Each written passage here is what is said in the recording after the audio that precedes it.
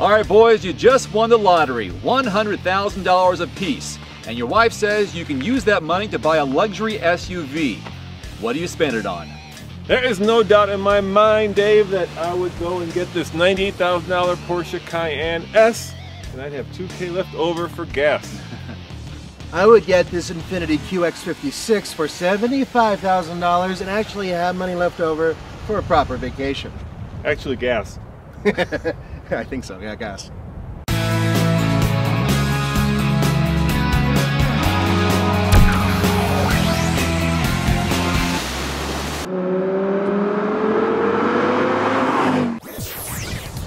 Now, you wouldn't think a Porsche would be good off-road.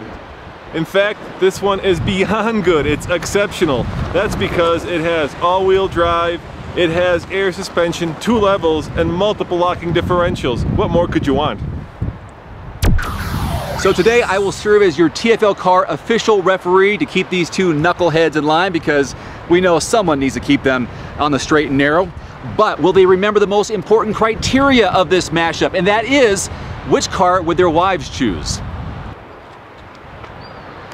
But if you look at this particular vehicle, it's not based on the old Armada. It's based on the Nissan Patrol, known throughout the world as being one of the toughest trucks in the world. So this one is the luxury version. It has a regular locking differential, can go off-road.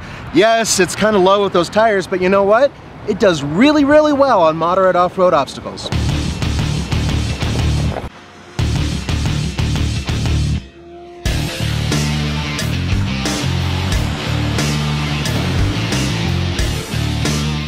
Now, this is the second generation of the Cayenne. It still shares a platform with the Volkswagen Touareg, but it's no longer the ugly duckling of the two. In fact, I think it looks elegant, smart, and athletic.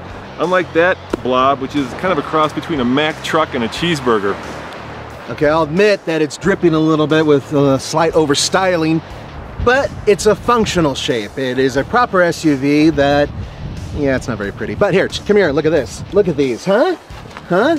Well, okay, I understand it's right off of Buick, I get it, and they're not even really functional. Okay, so it's not really that good looking, but it is still very functional. Hey Nathan, don't forget to hold the ketchup.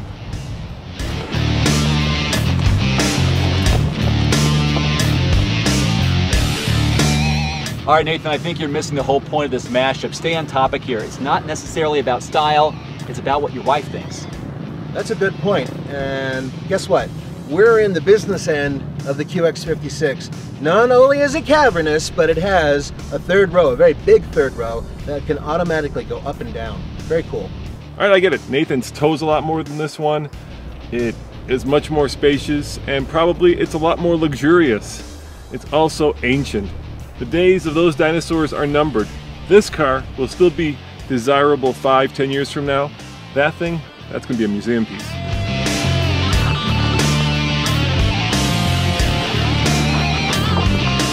Aha, now we're talking. I have not 1, not 2, but 3 levels of suspension, comfort, normal, sport. More importantly, I have 2 additional ride heights. I can raise it not 1, but 2 levels to give me plenty of ground clearance. And I have multiple differentials. The only thing I'm really missing are proper off-road tires. Otherwise, this Porsche Cayenne is a mountain goat.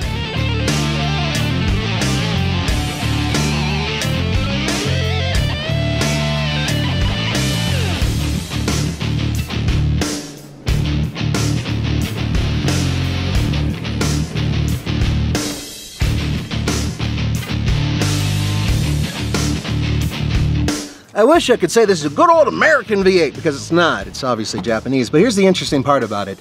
It is a 5.6 liter V8 that puts out 400 horsepower and, better yet, 413 pound-feet of torque. It is a proper V8 for a really, really, really heavy truck. Now my engine only uses 4.8 liters to put out 400 horsepower and 369 pound-feet of torque. But you know what? The real question, Nathan, you listening? I'm listening. And the one that the wife is going to care about is, what's your MPG? Combined 16 miles per gallon. That ain't good. What is yours? Shh. Doesn't matter. It's a sports car.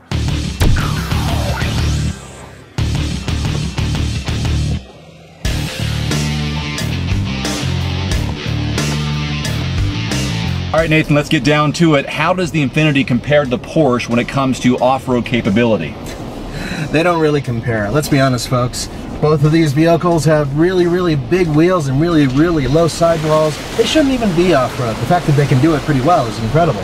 I mean, on this moderate off-road course we have here, it does very well. Now, in terms of cars that it competes with and trucks, pretty much whatever Lexus has, Mercedes, G-Series, you pretty much know what's out there, guys, right? I mean, we're talking the super expensive off-road vehicles that never go off-road.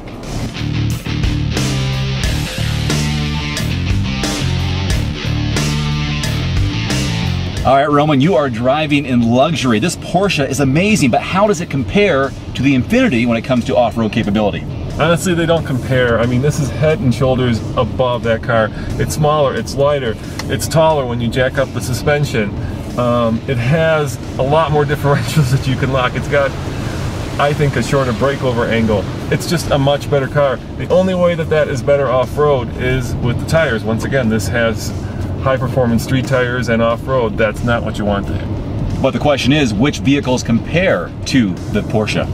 You know, that's a good question because there are only a couple, really. I'm thinking Jeep Cherokee, Grand Cherokee SRT 8. Perhaps it's Twin, the Volkswagen Touareg, the BMW X6. This is a very small and rarefied world. I mean, not a lot of people are going to pay $98,000 for an off-road car. And let's face it, for that you can get like 4 Wranglers, and each one of those will probably be better off-road, and you won't be terrified of scratching it because you've got a $98,000 car you're piloting through the great outdoors. All right, boys, on the TFL car scale of buy it, rent it, lease it, or forget it, what is your verdict? Okay, mine is lease it unless you have a horse trailer. If you have a horse trailer, buy it, otherwise lease it. All right, mine is buy it because I absolutely love this car, but let's be real. This is for our wives, and that is a family car because you could spend $24,000 less and put the rest of the money in the kiddos' college tuition fund, and that's going to make the wife happy, not the Porsche. Or you can give your wife that and get yourself a Jeep. No! On that note, for TFLcar.com, I'm Dave. I'm Roman. And I'm Nathan. We'll see you next time.